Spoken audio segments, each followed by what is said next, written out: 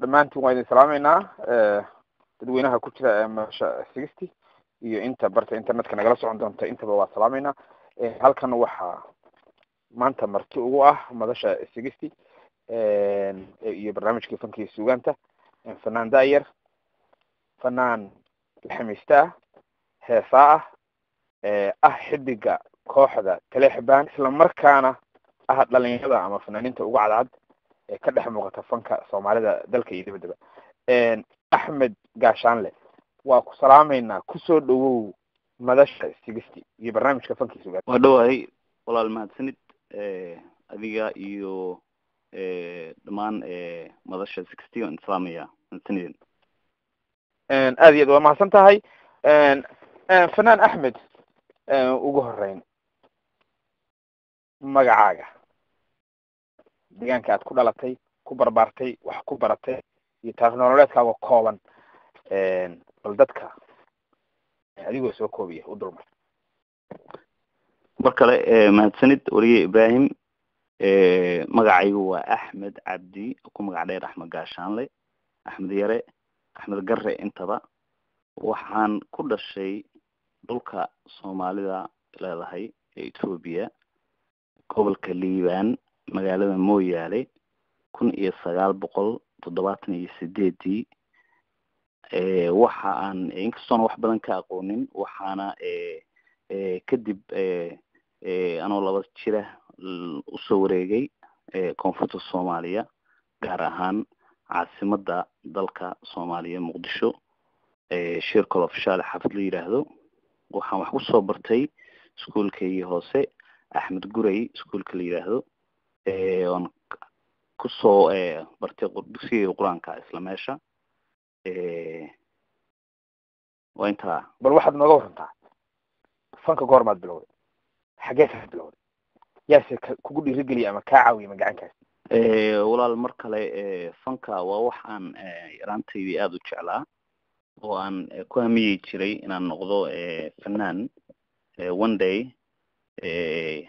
waxaan ahaa arday yaraantaydii anoo ardaya ayaan jeclaan jiray inaan heeso guriga markaan joogo, ama maaragtay aan fursad helo inaan heesaan jeclaan jiray. yaraantaydii marka aan iskuulka joogo waxaa dhici jirtay in macalinku yiraahdo yaa heesaya, inaan maaragtay anigu farta taagto heeso. haddaan maaragtay guriga joogo iska heeso si gaara waxa i dhiirigeliyey ama maaragtay yaraantaydii Soomaaliya intaan joogay. waxaan ka hadlayaa 89 ilaa 90 ugu horeeyay dhiirigeliyey waa hooyaday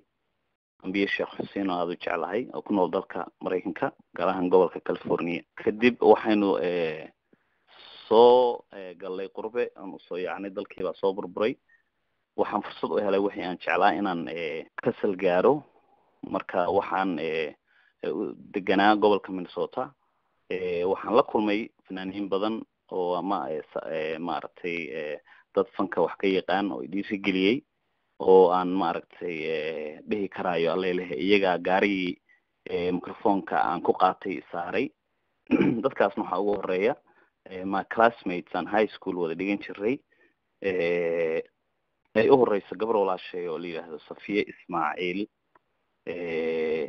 iyo fanaankii weynaa Cabdi Bashiir Indhabuur ama abwaankii Soomaaliyeed, wiil uu dhalay oo isna aynu classmate ahayn, la yiraahdo Qaasim Cabdi Bashiir. iyo dad aad u fara badan sida abwaan Maxamuud Cabdullaahi Ciise Sangub oo ahaa aabbahay oo kale, abwaan Ismaan Cali Gurey, maxamed xasan Ducaale Tolman, asna abwaan ah oo saaxiibkaya marna aabbahay oo kala. marka dad aad u fara badan bay dhiirigeliya fankayga wax kale. Axmed, waxaan ka warhaynaa inaad tahay xidiga kooxda Taleexbaan, bal waxaad nooga sheekaysaa kooxda Taleexbaan say ku asaasantay, halka saldhigeedu yahay, cidda fikradda lahayd iyo halka ay maray. kooxda Taleexbaan waa koox Soomaaliyeed oo ka dhisan gobolkeena Minnesota. waxay jirtaa muddo hadda 2 sano iyo xogaaya. kooxda waxaa fikradeeda lahaa ama aasaasay ama hindisay magaceeda ama waa aniga oo ah Axmed waxaana maaragtay ugu dhiirigeliyay dad aad u fara badan oo aan asxaab nahay ama abwaanina ama fanaaniina waxaynu maaragtay ku nool lahay gobolka Minnesota waana kooxda kaliya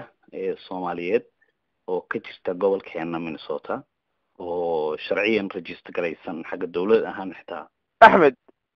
inta aynu su'aalaha aan soo noqono dad badan baa ka dhageysanaya madasha 60 baraha internetka adduunka dhammaantood marka aan muuqaalkan wareysigan gelino way ka dhageysan doonaan. bal waxaad inoo soo qabataa heesta ugu horeysa aad rabto inaad qaadino. heeska ugu horeysa aan idin soo qaadayo waxaa la yiraahdaa indooray waxaa la yiraahdaa magaceeda masaafo. waxaa sameeyay miraheeda abwaanaynu saaxiibanahay oo ku nool Canada oo la yiraahdo magaciisa abwaan Sahal Cabdullaahi Buule. aad baan u salaamayaa. waxaa laxankeeda sameeyay Cabdicasiis Kalaajo ah fanaan saaxiibkay ku nool gobolkeena. heesta waxay u dhacaysaa sida tan: masaafada aad jirtiyo maqnaantaadiyo fogida sariirtiyo guriga madhan intay murugiyo xanuun ibaden ma yaraa. masaafada aad jirtiyo maqnaantaadiyo fogida sariirtiyo guriga madhan intay murugiyo xanuun ibaden ma yaraa.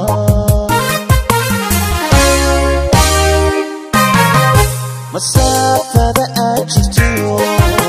maqnaantaadiyo fogida sariirtiyo guriga madhan intay murugiyo xanuun ibaden ma yaraa.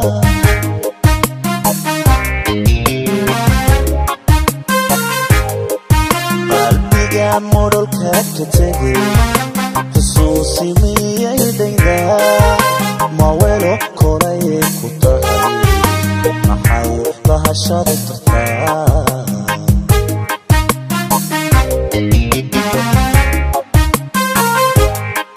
qalbiga modolka ka tegay xusuusi miyay dhaydaa mawelo koray ku tahay maxay lahashada tartaa.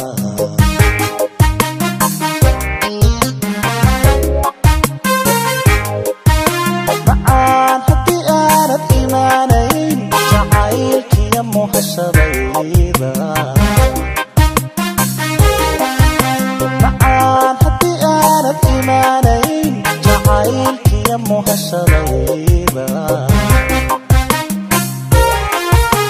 inaan mariyo xabtoona inaba loo haynugsugno. taas bay u dhacaysaa heestu. الله يعزك. waan gartay Axmed waxaan nin dhalinyaro fan badan ku jiro xaqiiqii qurbaha waad aragtay fanka qaabka uu dhacayo ama stage-ka iyo class-ka uu ka taagan yahay. fankii ma waxba ku kordhay mise waxba ka dhacay fankii Soomaaliga? walaal Ibrahim aragtidayda aniga Axmed ahaan dad baa kuwa kale aragti duwan yahay. aniga aragtidayda fanka Soomaaliyeed aan ku soo barbaaray aan jeclaa aan ku hamiyi jiray inaan one day wax ka noqdo waxaan u arkaa in ay u dib u dhacay. waayo fanaaniinteennii hore mulaxamiistayaashii hore abwaaniintii hore musiciankii hore waxaan u malaynayaa Axmed ahaan waxaan u arkaa inay yihiin dad mar la arag ah oon macnaha fanka Soomaaliyeed ay dib u soo mari doonin iyagoo kale sida ay aniga ila tahay just my idea. I might be wrong, but say aan ila tahay dadkaas waxay ila yihiin dad mucjiso ah oo mar la araga dhammaantood rag iyo dumar. aad iyo aad waxaan aragnaa ayaantan axmedow fanaan show dhiganaya ama aroos ka heesiyo meel public ah masrax taagan oo hees uu duubay oo hore u record gareeyay intuu dadka u shido ama u daaro dabadeedna afka ka nuxnuxsanaya aad moodayso inuu life u qaadayo ama waxa loogu yeedho lip sync. arrintaas sidaad u aragtaa? arrintaa waxaan u arkaa khalad, wax wanaagsan maaha. anigaas kula hadlay ayaa sameeya oo wax maaragtay aad dibnaha nuxnuxanayso wixii aadan heesayn waxa wanaagsan in ay live tahay. awlo music iyo playback ahaa haddaa codkiina playback ka dhigto waa wax khaldan, wax wanaagsan maaha. qofka heesi karaya iyo qofkaan heesi karayn ma kala garan karaysid. fanaaniin badan oo waxaa jira cod macaan oo rag iyo dumarba leh. waxaad arkaysaa qof aanan heesi karaynba oo codkiisii kabkab iyo isu maaragtay macnaha wax isaga duubay ayaa macnaha maaragtay lipsingin samaynaya. marka ma kale waxa pointiga wuxuu yahay kala garan maysid qofka heesi karaya iyo kaan heesi karayn. macnaha wixii waa lipsingin oo cid walba waa samaynaysaa. anigaas kula hadlay hadda waa sameeya, marka wax wanaagsan ma aha siday ila tahay aniga. aad iyo aad axmed, musiga halka qof tumayo haddana isagii program garaynayo halka fikrad ah iyo musigii kooxda dhan ay tumaysay maxay ku kala duwan yihiin? bal noo sawir farqiga u dhexeeya labadaas music ee dadku labadaba dhegeysanayaan dhegahooda soo gaadhay. ibrahim kala qurux badan inaad marka music live uu yahay kala macaan tastiga ayaa xitaa kala duwan marka wuxuu live uu yahay oo live loo tumayo. macnaha taas fanaaniinta qurbaha kula yaabi maayo in maaragtay waxaan live ahayn ay macnaha ku heesaan. waxaan kula yaabaa fanaaniinta Africa joogta, especially waddankeennii joogta, wadar ay noqoto caasimadii dalka, hadday noqoto gobolada. macnaha waxaad arkaysaa dad fanaaniintii oo macnaha maaragtay iyaga waddankoodii jooga fursad u heli kara inay live music sameeyaan oo macnaha maaragtay dad waxaa jira fanaaniin soo ahaa dalkii musiciano soo ahaa in la isu keeno oo de musiciano bassiste guitariste mid keyboard tuma mid la isku soo xirxiro oo macnaha live music la sameeyaa. iyagii waddankii joogay baa sida iyada qurbaha macnaha sameynaya wax maaragtay aan live ahayn. marka wax wanaagsan ma aha oo macnaha maaragtay ilama wanaagsan Axmed ahaan oo wax runtii oo macnaha qof fanaana oo de fanaanimo sheeganaya oo sameeya ma aha. life ku habboon yahay wax waliba hadday hees noqoto hadday music noqotaba.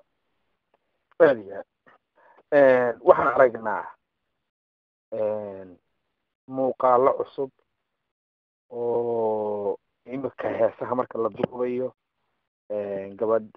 lagu qabanayo sii jeedkeeda ama soo jeedkeeda ama meel xubnaheeda kamid oo la iibinayo oo dadka public loo tusayo ama qaabo hore aan dhaqankeena culture-keeda diinteena midna ku jirin. waxaan aragnaa magacyadii oo iyaga laftoodii isbedelay oo qaar wadamadii magacyadoodii ku larayaan qaar si marka bal western influence-kaas brainwash-kaas hadda jira iyo ghaziil mukhaas bal nooga bal iyada maxaad ka odhan lahayd? horta dad waxaynu nahay islaama, dad waxaynu nahay dhaqan leh. fanku wax wanaagsan maaha, taas waxaan ka odhan lahaa fanku awluusan wanaagsanayn oo de wax maaragtay wanaagsan awluusan ahayn oo ilaahay raalli kama aha. waxaan odhan lahaa dhaqankeeni diinteenan ayaanaan ka tegin, soomaalinimadeena ayaan wax u dhimin, oo hala heeso yaan la iibin cawro, yaanaan la iibin maaragtay macnaha dumarka Soomaaliyeed xitaa fanaaniinta qudhooda dumarkeena ah qaar baa inkastoo aanan micnaha maaragtay lahayn dhammaantood qaar baa micnaha iibinayn codkooda iibinaya cawradooda waxaa arkaysaa waad ciyaaraysaa dhinacda qaawan xoogaa runtii axmed ahaan aniga khalad bay ila tahay xagga magacyada my generationkayga aniga muddo ku dhawaad 20 sano aan ku jiraa oon micnaha waagii aan fanka bilaabay ama dadkii markaas fanka iga horreeyay waxaa la dhihi jiray magacyadooda hebel yare infaanta dadka hadda jira waxaad arkaysaa qof maaragtay wadankii uu joogay ama maaragtay laba magac isku dul wataa macnaha waxa meeshii ka baxay oo waxaynu qaadanay ama qof gebiisa 3 magac wataa waxaad arkaysaa laba eray oo magaciisa oo laba eray oo macnaha 2 words waxaa laga tegay family name-kii oo macnaha maaragtay hadalada dadkaanu miyaysan aaba lahayn sidii aanay ila tahay macnaha qofka inuu family name-kiisii ka tago khalad baanu arkaa ama magac Soomaali ahayn qaato khalad baanu arkaa aad iyo aad dabcan dadku text message fara badan bayna soo dirayaan fariimo badan baana soo gaaraya hees bay dadku aad u badan yihiin laba hees bay dadku u badan yihiin marka bal keebaad noo qaadi lahayd heeska dareen waa hees anigu leeyahay waxaa sameeyey isla abwaanka aan hore idinku sheegay saaxiibkay Sahal Cabdullaahi Bulle laxankeeda waxaa sameeyey aniga waxayna u dhacaysaa sidatan qudhayda jacaylka degay ayay qarbadoobayo dugtiya nabarada qarsoon ayaan la dayamaya midaan u dayaysnayn darteeda bukaan ogeyn inay dawadaydi tahay sideen uga daadajaa qudhayda jacaylka degay ayay qarbadoobayo dugtiya nabarada qarsoon ayaan dayamaya qudhayda jacaylka degay ayay qarbadoobayo dugtiya nabarada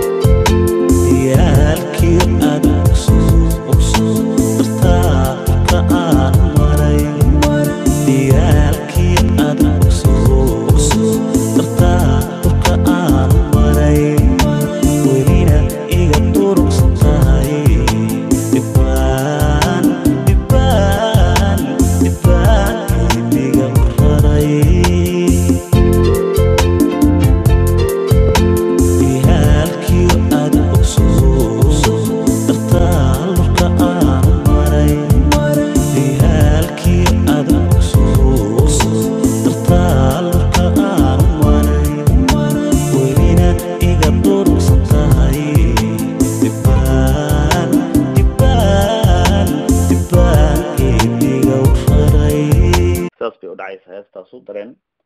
aad iyo aad waxaan filayaa inay baraha internetka ku dhow insha allah ka dhegeysan doonaan dhammaantood. Axmed, midabada ama colorska midabka ugu jecesha? waxaan ugu jeclahay midabka la yihahda casaanka. midabka casaanka. cuntada noocay ugu jeceshahay? What's your favorite dish? I'm a pure and proud Somalian. waxaan jeclahay cuntada la yihahda cambulada. cambulada, masha allah. maanta haddii lagu yihahdo tigirka afarta lagaa saaraya dalkee u dalxiis tegi lahayd? waxaan u dalxiis tegi lahaa waddankaygii, gaar ahaan caasimadda dalka Soomaaliyeed, Muqdisho. waan gartay. wiilkaaga maanta jaamacadnimada intaad gacanta qabato waxa aan gacanta inta qabta geyn lahaa jaamacad uu ka qalin jibiyey walaalkay iga yar oon aad u jeclahay Yusuf, jaamacad la yidhaahdo Columbia University oo ku taala dalka Mareykanka, magaalada New York ayaan geyn lahaa. aad iyo aad. fanaaniintii gobolada qaranka Soomaaliya kuwii inta qurbaha ka horreysay, fanaanadee haddii hees midhaheeda iyo laxankeeda diyaar yihiin caawa lagu dhiibi lahaa, fanaanadeebada odhan lahayd heesta hayla qaad? inkastoo la igu yiri fanka way iska daysay oo waayadan aan shaashada ku arag, waxaan oran lahaa hiba maxamed hudoon, hiba nuura. masha allah.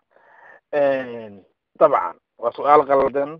baan ku weydiinayaa, laakiin kolley qof walba fikri ra'yi buu leeyahay.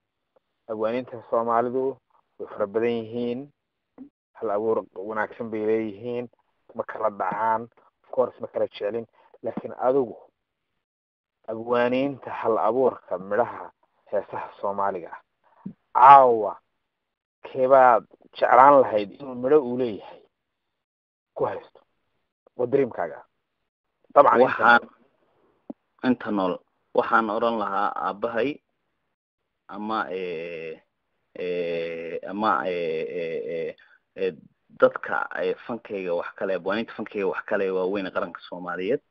abwaan Maxamuud Cabdullaahi Ciise Sangub oo ah hormuudka fankayga. aad iyo aad. Axmed, wax badan baad heeso badan baad leedahay, fan badan baad leedahay, waan kaa warqabnaa shaksi ahaan aniga labadin weliba saaxiib baan nahay, laba qof si gaar is yaqaanaa nahay. heesaha jacaylka ah ama dareenka ku laran yahay aad bay dibnaha iyo afkaaga ugu badan yihiin. marka bal caawa hees adigu aad dadka u doorto oo heesihii dhiigu ka da-ayay ee fanaaniintii waaweyneed ee hore ee Soomaaliya, bal mid noo soo xul Axmed. waxaan idin soo xulayaa fanaaniinta Soomaaliyeed rag iyo dumar aan ku soo barbaaray dhageysigooda ay ahaa aan dhihi karaayo waa macallimiintayda. macnaha waxaa jirta in badan aynaan kulmin is arag, laakiin macnaha waxaan u arko inay yihiin macallimiintayda, waayo waxaan kusoo barbaaray dhageysigooda, sidaa darteedan waxaan u idhaahdaa macallimiintayda yihiin dadkaas, waayo wax badan baan soo dhageystay. waxaa kamid ah oan heeskiisa idin soo xulayaa naxariistan Allah ka waraabiyo fanaan Cumar Doole Cali oo ahaa fanaaniinta aan aadka u jeclahay nin kamid ah. hees Cumar Mahdi Allah yacizak. hees uu qaado oo aan yaraantaydii jeclaa inaan qaado ama hooyaday u qaadi jiray ama iskuulka qaadi jiray ayaan idin qaadayaa. waxaa la dhihi jiray hees sida tan: markay tahay habeen wan hanuunsano hilibkaygii halkaa joogtidunba layga soo helaa, halkaa joogtid baa layga soo hela, miyaadiga hadho ma waxaanan hayn baan haybiyaa, ma waxaanan hayn ban haybiya heeskaas idin doori lahaa aad iyo aad waa mahadsan tahay waa hees xasuus badan fanaankii dabcan caanka ahaa mulaxanka ahaa kabanista ahaa abwaanka ahaa cumar dhuule cali cumar mahdi ilahay naxariis jannaha ka waraabi okay axmed aan dhinacii su-aalaha usoo noqono kooxdii adigu aad aliftay ee taleex baan dib ugu jileecaynaa axmed kooxda taleex baan waktiyadan waa kooxaha ugu hadalhaynta badan muuqaalo fara badan ay leeyihiin baa internetka ku jira heesa fara badan ay qaadeen baa ku jira muddo yarna waad noo sheegtay inay jirto arrintaas say ku dhacday arrintaasu waxay ku dhacday marka ugu horeysa magaca kooxda oo magac unique ah magaca kooxda oo ah taleex waa magaalo qadiimi ah oo magaalooyinkii aniga waxaan idhahdaa the first Somali capital city baaban idhahdaaba taleex waa meeshii halgankii ugu horeysay Soomaaliya marka magacii quruxda badnaa iyo dad badan oo de maaragtay dhexda u xirtay inay hirgeliyaan rag iyo dumar bale oo maaragtay iyo wixii aan soo bandhignay iyo fanaaniintii quruxda badnayd rag iyo dumar kala ahaa iyo abwaanintii heesihii iyo maaragtay xafladihii tirada badnaa inuu ka heesnay hadday noqoto maaragtay xafladaha maamul goboleedyada hadday noqoto maaragtay heesihii inuu tirinay dawladdii hadday noqoto soo dhaweyntii madaxweynaha inuu heesnay marka waxyaalo badan baa naga caawiyay hirgelinta magaca oo maaragtay iyo dad badan oo maaragtay ka shaqeeyay magaca hirgelintiisa ayaa ugu wacan say ila tahay aad iyo aad dabcan waaban joogay xafladii lagu soo dhaweynayay dad madaxweynaha jamhuuriyadda federaalka soomaaliya madax xasan sheekh maxamuud ninka la yidhaahdo fanaan axmed kooxda memberskeeda dadka kamidka ah abwaaniinta fanaaniinta rag iyo dumarba bal dhowr qof nooga hayso abwaaninta iyo fanaaniinta kooxdu waxay ka kooban tahay ilaa iyo 15 qofood waxaa inu leenahay ilaa 3 abwaan ilaa 4 abwaan waxa aynu leenahay ilaa 4 gabdhood 5 gabdhood ilaa iyo 5 wiil marka waxa xagga haddaan ku idhaahdo abwaaniinta hormood u ah ama number 1 u ah abwaan waaye araga oo de fankiisana kala yimi wadankii la yiraahdo abwaan Cabdisalaan Cali Salaaban Najax abwaan Maxamed Axmed Guun abwaan Miigane iyo abwaan Sahal Cabdullaahi Bulle oo ku nool Canada oo de inta maaragtay asnaawada nagala shaqeeya fanaaniintuna waa fara badan yihiin rag iyo dumar bay leeyihiin waxa u horeysa walaashay Furtuun Cumar Diini Furtuun Cumar Hodan Shabiin waxaa nagu jirta fanaanada fanaan ku dhalay Sahra Cumar Dhuule Cali waxaa nagu jirta Sahruuja gabadh la yiraahdo xagga wiilasha waa ninka la yiraahdo Cabdullaahi Baajiyo Farxaan Shiine Aways Allaylahe iyo aniga marka fanaaniintu waa fara badan yihiin oo macnaha maaragtay qaaran ilaa way baa jira hayga raalin aad iyo aad axmed dabcan waxaan ku jirnaa gabagabadii barnaamijka dad badan baana dhegeysanaya waxay leeyihin ku hadal badanaa fanaanka heesihiisa munaha qabtiro iyo codkiisa halaasiga ah laakiin waa kaytanayna dabcan su-aal baan ka weydiinaya ka baxsan topiga iyo fankaaga sideed u aragtaa ninka la yidhaahdo cabdigood axmed ahaan tayda aragtidayda iyadoon la igu maagayn cabdigood waxaan u arkaa inuu yahay nin u dagaalamaya una soo dagaalamay jiritaanka afka Soomaaliga u dagaalamay suugaanta Soomaaliyeed dhaqanka iyo diinteenaba macnaha in aan laga tegin dhaqanka iyo maxaan ku idhahdaa iyo diinteena aan loo gafin marka cabdigooda waan taageersanahay from the first day aan arkay waxa uu ka hadlayo iyo maaragtay iyo pointigiisa waana taageeray waxa uu ka hadlayena waa soo baxeen oo taariikhda xusi doonto sidii aniga la tahay arkayda iyadoon la igu maagayn aad ya طبعا اختلاف في قضيه لا يفيد الود qof walba fikri buu leeyahay qof walba sidoo wuxuu arkaa kaas waa fikirkaaga aniga la fiido ma qabo in dhaqanka iyo culture-ka iyo behavior-ka intaba in la ilaaliyo dhaqan ahaan iyo diin ahaan iyo dadnimo ahaanba kala xun maaha aad iyo aad waan soo dhaweynaya kullu anigu shakhsiyan aynu ku noqono marka kooxdii talexbad ma leedihiin musiga inaad u tuntaan live haddaydan haddeer lahayn oo aad bilow tihiin ma ku tala jirtaan inaad samaysaan fanaan axmed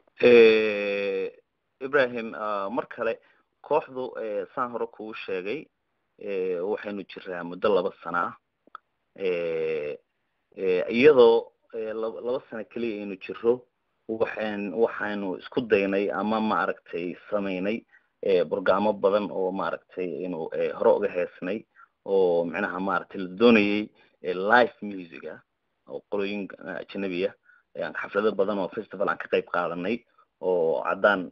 maaragtay iyana ay imanayeen oo maaragtay adduunka qolo walba ka imanaysay ayaan Soomaali ahaan ku tagnay oo live music ka samaynay musician waa leenahay oo live inoo tuma oo insha Allah ma wana ku tala jiraa inaan more maaragtay aan sii badino ama aan hore uga socono ilaahay fanaan axmed ma jiraa fanaan aad jeclaan lahayd markaad fanka bilaabaysay ama aad yarayd inaad isagoo kala noqoto ama ahaa adiga fanaan ku deesho mudan yes ibrahim waa jiraa waa fanaanka weyn ee qaranka Soomaaliyeed Cabdiqaadir Cumar macallin Jubba oo ah fanaan aan ilaantaydii ku dayan jiray waqti u helay inaan barto la kulmay waayo aragnimo iyo maaragtay walaalnimo badan iyo kalsooni iyo dhiirigelin ka helay aad iyo aad fanaanintii Soomaaliyeed keebaad isleedahay fannaankeebaad isleedahay noociisu inama soo marayo mar kale fankiisa codkiisa taariikhda uu ka tegay legacy-ga uu ka tegay stage-ka uu ka gaaray fanka sumcadda ummadda uu ka dhexlay yani qof keebaad isleedahay noociisa ma heli karno mar kale aragtidayda axmed ahaan fanaaniinta Soomaaliyeed qaranka oo dhammaantood rag iyo dumar dad cajiiba mar la argay ila ahaayeenoo 1 million kasoo dhex bixi jiray si gaara maxamed Saleebaan tubeec naxariis janaalaha ka waraabiye wuxuu ahaa mar la arag qof aan Soomaali maxamed dib uga dhalan doonin aad iyo aad magaciisi iyo title-kiisii boqorka codka ayaantan waxaan aragnaa dad hadda title-ka la siinayo loogu yeeriyo si arka iyada waxaan u arkaa khalad magacaas mar buu baxay mar labaad bixi maayo oo waxaan oran lahaa magaca boqorka codka mar buu baxay maxamed Salaam baana loo yaqaanaa qofkii dambe la baxaa khalad baan u arkaa ama boqorada codka labadaba aad iyo aad fanaan axmed waxaan marinaa gabagabadii barnaamijka goormaad ma ku qorshaysan tahay maadaama aad noqotay aabe maadaama aad heeso fara badan adigu leedahay qaaday laxan saartay masraxiyado iyo aroosyo iyo bandhig sanadyo fara badan ka qayb gashay koox samaysay telex baan la yidhaahdo xidig ka noqotay ma ku qorshaysan tahay cumrigaaga haaskii ama ka badanna aad fanka kusoo jirtay in aad soo gabagabayso ama ka ritaayarto fankaaga walaal ibrahim mahadsanid waa su-aal aada u fiican waxaan ahay 40 jir noloshayda barkeeda ayaan fan ku jiray alxamdulilah waxa aan jeclahay inaan one day iska daayo fanka waayo ma doonayo waxaan inaan kusii dhex jiro wax dee maaragtay micnaha aan intaan ka badan kaga sii jiraa khalad baan u arkaa marka alxamdulillah carruurtayda ba hadda ila ekaatay oo ma doonayo inaan kusii jiro one day lofto inaan iska daayo oon iska cibaadaysto oo aan maaragtay ilaahay baryo waa jeclaan lahaa one day insha allah waana ku tala jiraa aada iyo aad haddaad qorshaha kuugu jiro ama aad balaankaagu yahay inaad joojiso ama soo gabagabayso sooner or later maxaad jeceshahay inaad qabato ama aad qalbiga ku haysa waxaan qalbiga ku hayaa number one inaan cibaadaysto ilaahay ka baqo aan carruurtaydii korsado reerkayga dhaqdo haddii aan fan meel kasoo gelayo keliya kasoo geli lahaa waxaan noqon lahaa qof dee maaragtay waxaga qofkii fanaaniin badan oo waxaa jira talentiya oo fan kasoo gelaya oo u baahan waxyaalaha khaladan ee yaryar in laga saxo fanaan dhab ba arkaysaa cod macaan oo maaragtay haddana wax ka khaldan yihiin gabar ba arkaysaa cod macaan haddana wax ka khaldan yihiin halka khaldan qofka saxa ama maaragtay wax wanaagsan qofka fara ayaan noqon lahaa jeclaan lahaa inaan noqdo la taliye aada coach oo kale la taliye oo kale hagi oo kale aadi halkan dabcan waa madasha 60 dad badan baa ku dhageysanaya intaanan kelmad ku siin aad ku gabagabayso barnaamijka ama message ku dambeeyay aad gaarsiin lahayd taageerayaashaada iyo dadka madasha 60 ku dhageysanaya iyo inta dabcan ka xiriiri doonto wareysigan barta internetka heesahaaga mid nooga soo qaban lahayd waana barnaamijkan ku gabagabayn lahayn waxaan idin soo qabanayaa hees la yidhaahdo dhoof waxaa sameeyey abwaan sahar cabdullaahi buulle laxankan anigaa sameeyey sidatan bay u dhacaysaa dooftay sidee tahay nabada ma joogtaa arag iyo nimciya khayr dhibyaraan ma nooshahay adoon ani ii dhowayn ban xusuusiyo jaamasha dhaba wanaag iska dhaadhacshe saas bay u dhacaysa heesto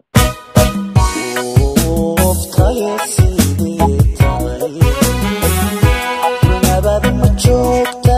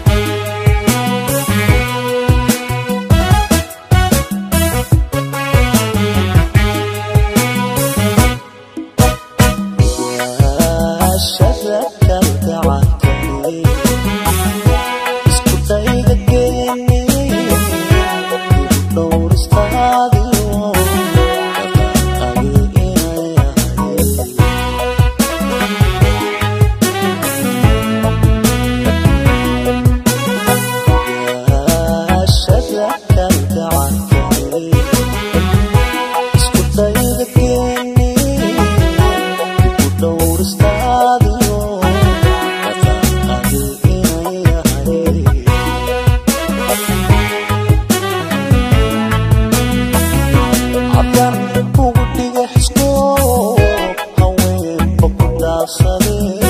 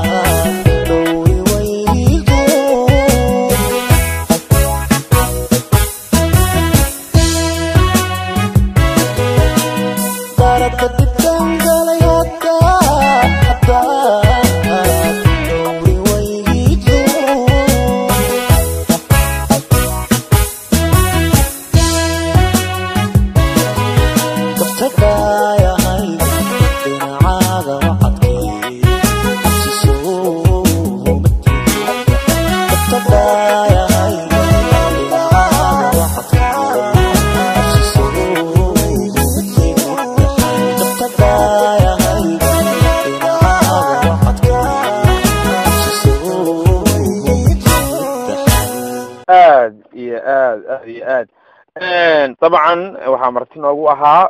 barnaamijkii fanka iyo suugaanta madasha 60 fanaanka da'da yar axmed yare ama axmed gaashaanle ama axmed cabdi kolba saad u taqaanaan oo degan dabcan magaalada minneapolis state minnesota oo ah xidiga kooxda Talexban axmed waraysigii bal aynu soo gabagabeyn maxaad dadka ku maqlayaan ama ku maqli doona ama taageerayaashaada aad fariin uga tegi lahayd